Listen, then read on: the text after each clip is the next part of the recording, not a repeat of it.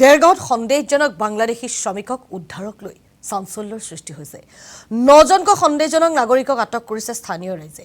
উদ্ধাৰ হৈছে এটি শিশু শ্ৰমিকো। নিশা সন্দেহজনক শ্ৰমিক কেইটাক আবদ্ধ কৰি থয় ৰাইজে। কোনো এজন ঠিকাদাৰৰ অধীনত কাম কৰাৰ বাবে অনা হৈছিল শ্ৰমিক কেইজনক। লগতে কোনো ধৰণৰ প্ৰমাণ পত্ৰ নথকাৰো সন্দেহ হয় স্থানীয় ৰাইজৰ। সন্দেহজনক বাংলাদেশী শ্ৰমিকক ৰাইজে গতাই দিয়ে আৰক্ষী। সন্দেহজনক বাংলাদেশী শ্ৰমিকৰ ঘৰ ধুবুৰীত বুলি জানিব পৰা গৈছে। আমি জনাইছো যে উজনি অসমত সম্পূৰ্ণভাৱে নিষিদ্ধ আছিল সন্দেহজনক বাংলাদেশী, কিন্তু তাৰ পিছতো একাংশ ঠিকাদাৰে গোপনে কৰ্মত নিয়োজিত কৰিছে সন্দেহজনক বাংলাদেশী।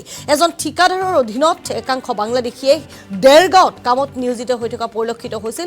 অৱশেষত একাংশ স্থানীয় যুৱকৰ তৎপৰতাত ধৰা পৰে সেই বাংলাদেশী কেইটাৰ কোনো স্থানীয় প্ৰমাণ পত্ৰ নাই বুলি ইতিমধ্যে নিশ্চিত হৈ পৰে আৰু তাৰ পাছতে সোধা পোছা তেওঁলোকে আৰম্ভ কৰে।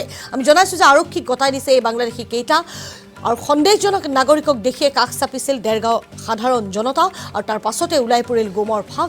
একাংশ ঠিকাদাৰে নিজৰ মুনাফাৰ বাবে ধুবুৰীৰ পৰা আনি একাংশ বাংলাদেশী নাগৰিকক নিয়োজিত কৰিছে কামত আৰু তাৰে পাছৰ পৰিস্থিতি এয়া।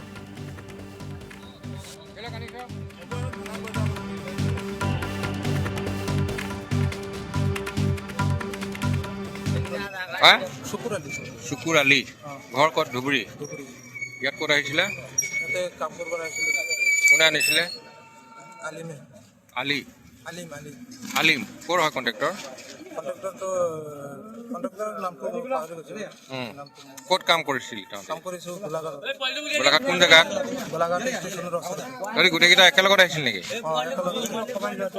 কেইজন আছ?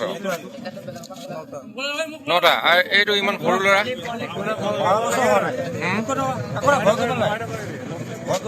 তহঁতৰ নাম এড্ৰেছ প্ৰুফ কিবা আছেনে? নাম এড্ৰেছ আধাৰ কাৰ্ড আছে। আছে। কেইজন ল'ৰা ক'লি তহঁতি টোটেল? 9টা। শুকুৰ আলী ঘৰ ক'ত? ধুবুৰী। ইয়াত ক'ত আহিছিলে? কাম কৰিব আহিছিলে। কোনে আনিছিলে? আলিম ক'ৰ হয় কণ্ট্ৰেক্টৰ?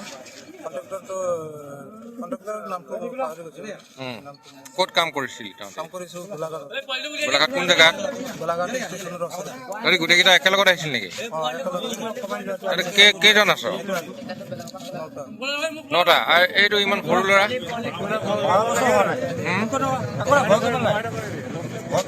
তহঁতৰ নাম এড্ৰেছ প্ৰুফ কিবা আছেনে? নাম এড্ৰেছ আধাৰ কাৰ্ড আছে। আছে। আসাম টক্স আপোচবিহীন অসম কণ্ঠ।